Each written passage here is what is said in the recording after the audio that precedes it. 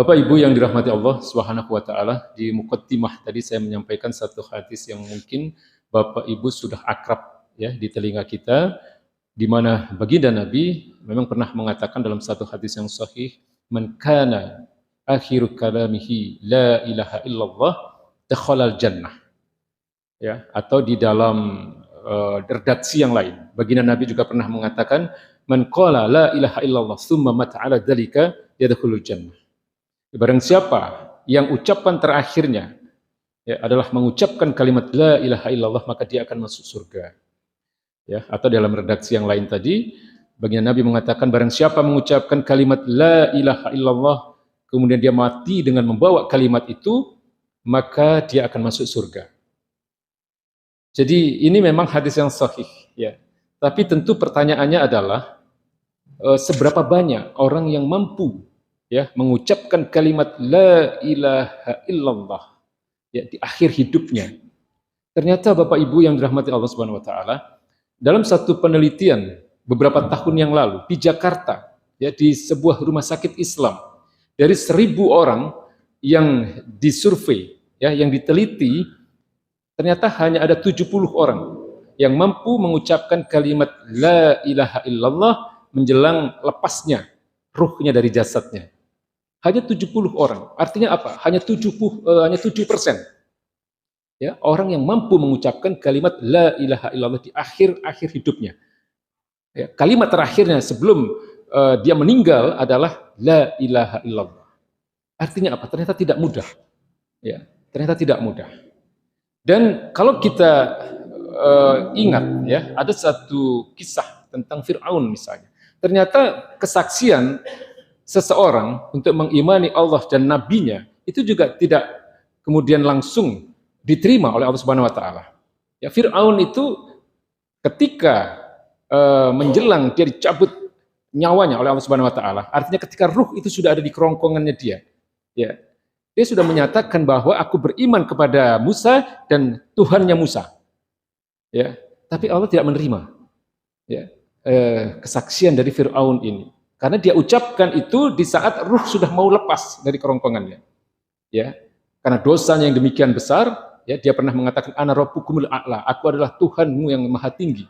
Ya, maka dengan dosa-dosa yang demikian besar, ya, apalagi kemudian pertaubatannya itu ada ketika dia sudah mau melepaskan ruhnya dari jasadnya, maka kesaksiannya dia itu tidak diterima. Itu satu. Yang kedua, para ulama juga mengatakan bahwa kalimat la ilaha illallah dari seseorang itu tidak diterima kalau seseorang itu tidak mempunyai keimanan yang benar. Ya, artinya apa? Dia mengucapkan kalimat la ilaha illallah, tapi itu hanya ucapan di bibir saja. Ya, hanya kalimat yang keluar dari mulutnya, tetapi hatinya atau keimanannya ya tidak benar. Ya, banyak hal-hal yang terkait dengan prinsip-prinsip keimanan yang dilanggar. Ya, nah kemudian yang ketiga, barulah orang-orang yang diterima ya kalimat la ilaha illallahnya ini adalah ketika dia mengimani ajaran agama ini dengan benar. Ya, ketika dia mengimani seluruh ajaran Islam ini, ya prinsip-prinsip keimanan dia terima tanpa ada yang ditolak, tanpa ada yang diragukan. Ya, nah kalau dalam bahasa kita tentu adalah bahwa kita harus mengimani Al-Qur'anul Karim itu dalam seluruh ayatnya. Tidak boleh ada satu ayat pun yang kita tolak kebenarannya. Tidak boleh ada satu ayat pun yang kemudian kita ragukan kebenarannya. Nah, ini bermasalah kalau suatu hari atau suatu saat ada satu ayat ya atau lebih yang kemudian ternyata itu bertentangan dengan keyakinan kita. Ya, masalahnya kita ini kan tidak tahu, Pak. Ya, kita tidak banyak yang memahami isi Al-Qur'an itu seutuhnya. Padahal di dalam Al-Quran itu banyak sekali hal-hal yang terkait dengan persoalan keimanan dan juga banyak hal-hal yang terkait dengan persoalan syariat. Ya, selain hal-hal yang terkait dengan persoalan sejarah dan seterusnya. Ya, nah ini adalah seluruh isi Al-Quran ini tidak boleh kita ingkari kebenarannya. Ya, jadi apalagi kita hidup di zaman yang sangat berbeda dengan zaman kenabian. Ya, kalau orang-orang yang hidup di zaman-zaman kenabian, mereka melihat langsung nabinya, ya, Umat Nabi Musa, mereka melihat Nabi Musa. Umat Nabi Isa, mereka melihat Nabi Isa. Umat baginda Nabi besar Muhammad SAW yang hidup pada masa-masa kenabian, mereka langsung melihat Nabi. Ya, sehingga untuk beriman ya akan ajaran-ajaran agama ini, mereka melihat dengan mata kepala sendiri. Fakta ada di depannya. Ya, maka hari ini kita hidup di zaman yang jauh sekali berbeda dengan masa-masa kenabian dan masa-masa para sahabat. Artinya apa? Kita hari ini hidup dalam satu sistem kehidupan yang jauh berbeda. Pada masa-masa kenabian, masa tabi'in, masa tabi'ut tabi'in, hidup mereka diatur oleh Al-Quran. Ya, hidup mereka mengikuti apa-apa yang ada dalam Al-Quranul Karim. Ya, baik dalam persoalan keimanan maupun dalam persoalan-persoalan syariat. Ya, persoalan-persoalan aturan kehidupan, aturan hukum, ya, aturan ekonomi, aturan sistem politik, pemerintahan sosial dan lain-lain. Ya, semuanya diatur oleh hukum-hukum Allah, oleh hukum-hukum Quran, ya, sehingga mereka untuk mempunyai keimanan yang benar, iklim kehidupannya itu mendukung, Pak. Ya, iklim kehidupan yang ada di hadapan mereka itu sangat mendukung ketakwaan mereka, sangat mendukung kebenaran dari keimanan mereka. Nah, ini berbeda dengan kita hari ini, Pak. Hari ini yang ada di hadapan kita, ya, kehidupan kita ini sangat jauh dari ajaran-ajaran Islam. Ya, jadi apa yang ada di hadapan kita ini sangat jauh berbeda dengan apa-apa yang ada di dalam Al-Quranul Karim. Nah, ini berbahaya bagi kita. Ya, berbahaya bagi kita, Pak. Saya ingin mengisahkan satu kisah ya tentang seorang Arab yang beragama Nasrani yang bernama Adi bin Hatim. Dia datang kepada baginda Nabi besar Muhammad SAW untuk menyatakan keinginannya untuk masuk Islam. Ya, nah pada saat ada terjadi dialog di antara mereka, baginda Nabi mengatakan ittakhadu ahbaruhum wa burhanahum arbaban min dunillah. Ya. Nabi mengatakan tentang orang-orang Yahudi dan orang-orang Nasrani. Orang-orang Yahudi dan Nasrani, mereka menjadikan rohib-rohib mereka dan pendeta-pendeta mereka sebagai arbaban. Arbaban itu bentuk jamak dari rob. Ya. Rob-rob mereka, Tuhan-Tuhan mereka. Jadi orang-orang Yahudi dan Nasrani itu menjadikan orang-orang yang mereka kenal sebagai rohib-rohib dan pendeta-pendeta mereka sebagai Tuhan-Tuhan mereka. Lalu kemudian Adi bin Hatim ini yang mau masuk Islam ya dari agama asalnya yaitu Nasrani, dia mengatakan pada baginda Nabi, "Ya Rasulullah, kami tidak pernah menyembah pendeta-pendeta kami." Lalu kemudian baginda Nabi mengatakan, "Bukankah para pendeta-pendeta kalian itu telah menghalalkan apa yang diharamkan Allah dan mengharamkan apa yang dihalalkan oleh Allah Subhanahu wa taala dan kalian mentaatinya?" Paham maksudnya, Pak ya? Ya, para pendeta mereka itu menghalalkan apa yang diharamkan Allah dan mengharamkan apa yang dihalalkan oleh Allah, dan mereka ya kaum mereka mentaati ucapan para rohib dan pendeta-pendeta mereka. Saya ingin mengatakan kita hidup di zaman yang seperti ini, Pak. Hari ini yang ada di hadapan kita adalah penghalalan terhadap yang haram dan pengharaman terhadap apa-apa yang dihalalkan oleh Allah Subhanahu wa taala. Contoh, jilbab misalnya, Pak. Jilbab itu sudah jelas wajibnya. Ya, surat Al-Ahzab dan surat An-Nur menyatakan wajibnya seorang muslimah itu untuk menutup auratnya ya kecuali wajah dan telapak tangannya yang boleh terlihat. Ya, seluruh tubuhnya harus ditutup sampai kepada kakinya. Ya, banyak wanita-wanita kita muslimah ini yang seringkali salah dalam menggunakan jilbab mereka ya. Mereka sudah benar dari atas tapi kakinya masih terlihat. Nah, ini masih tidak benar sebenarnya. Nah, tentang wajibnya menggunakan jilbab ini, betapa banyak wanita-wanita hari ini, ya kaum muslimah hari ini yang tidak menganggap ini adalah sesuatu yang wajib. Ya, bahkan seorang publik figur pernah mengatakan, saya belum dapat hidayah. Ini tidak pantas diucapkan oleh seorang muslimah. Saya ingin menjilbabi hati saya dulu, misalnya. Ini sangat tidak pantas. Ya, ini menentang Allah Subhanahu Wa Taala. Ya, mengharamkan apa yang dihalalkan oleh Allah Subhanahu Wa Taala. Ya, belum lagi masih banyak, Pak, sistem ekonomi yang mengatur kehidupan kita. Ini sistem ekonomi yang jelas bertentangan dengan ekonomi yang diatur oleh Al-Qur'anul Karim. Ya. Al-Qur'an jelas, ahalallahul bai' wa harrama riba. Ya. Allah halalkan jual beli dan Allah haramkan riba. Sementara sistem kehidupan yang mengatur kita hari ini dalam persoalan ekonomi adalah persoalan atau ekonomi yang ribawi. Ya. Penghalalan terhadap sesuatu yang diharamkan oleh Allah Subhanahu wa taala. Belum lagi persoalan hukum. ya, belum lagi persoalan politik, belum lagi persoalan yang lain, ya, persoalan-persoalan kemasyarakatan dan seterusnya. Di dalam Al-Qur'anul Karim banyak sekali, ya, yang hari ini bertentangan dengan fakta kehidupan kita. Ya. Al-Quran berkata tentang hukum kisos, Al-Quran berkata tentang hukum jilid bagi pezina, Al-Quran berkata tentang hukum potong tangan bagi pencuri, dan seterusnya. Ini semua ayat masih berlaku gitu. Tidak ada nasakh, ya, kalau dalam istilah usul fikih itu ada yang istilahnya nasakh. Nasakh itu menghapus hukum sebelumnya oleh ayat yang lain, ya. Jadi ada ayat-ayat yang memang tidak berlaku, ya, karena dinasakh oleh ayat yang lain. Ya, ini pelajaran usul fikih.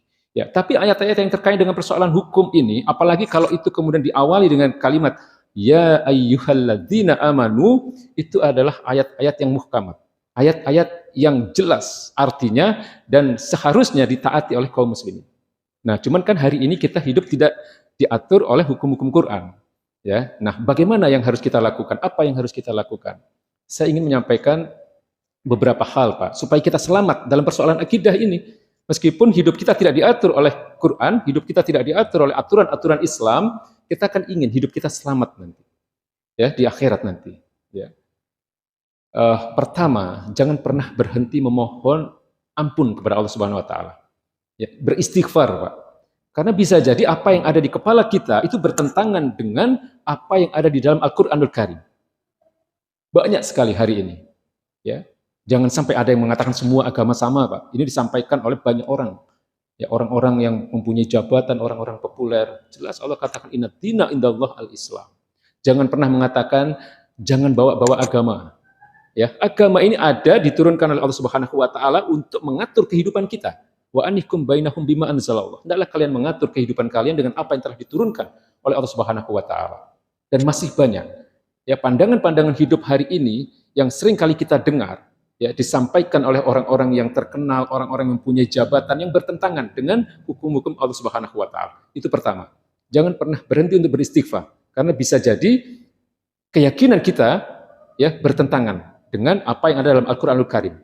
Ya, karena setiap hari kita melihat televisi, setiap hari ada di sosial media mereka-mereka itu. Yang kedua, jangan pernah berhenti memohon hidayah kepada Allah Subhanahu wa taala agar Allah berikan kita keselamatan dalam beragama ini, dalam akidah kita ini. Ya, jangan pernah berhenti beristighfar, jangan pernah berhenti memohon hidayah. Yang ketiga, ya, jangan pernah menolak apa yang disebut dengan syariat Islam. Syariat Islam itu aturan-aturan kehidupan yang datang dari Allah Subhanahu wa taala dan Rasul-Nya. Ya. Jadi, kalau kita menolak syariat Islam, ya, ratusan bahkan ribuan ayat itu bisa kita tolak kebenarannya. Ya. Meskipun syariat Islam hari ini tidak diterapkan dalam kehidupan kita. Ya, kemudian yang keempat, jangan pernah ridho dengan apa yang hari ini mengatur kehidupan kita yang mengandung kemaksiatan kepada Allah Subhanahu wa taala. Meskipun kita tidak bisa berbuat apa-apa, tapi kan boleh. Hati ini tidak ridho, Pak. Jangan pernah ridho dengan ekonomi ribawi. Jangan pernah ridho dengan aturan-aturan hukum yang bertentangan dengan hukum-hukum Allah Subhanahu wa taala. Ar-ridho bil kufri kufrun. Ridho terhadap kekufuran itu kekufuran. Ar-ridho bil maksiyah maksiatun. Ridho terhadap kemaksiatan itu kemaksiatan. Ya, jadi Allah katakan innas sam'a wal basar wal fu'ada kullu ulaika kana anhu mas'ula.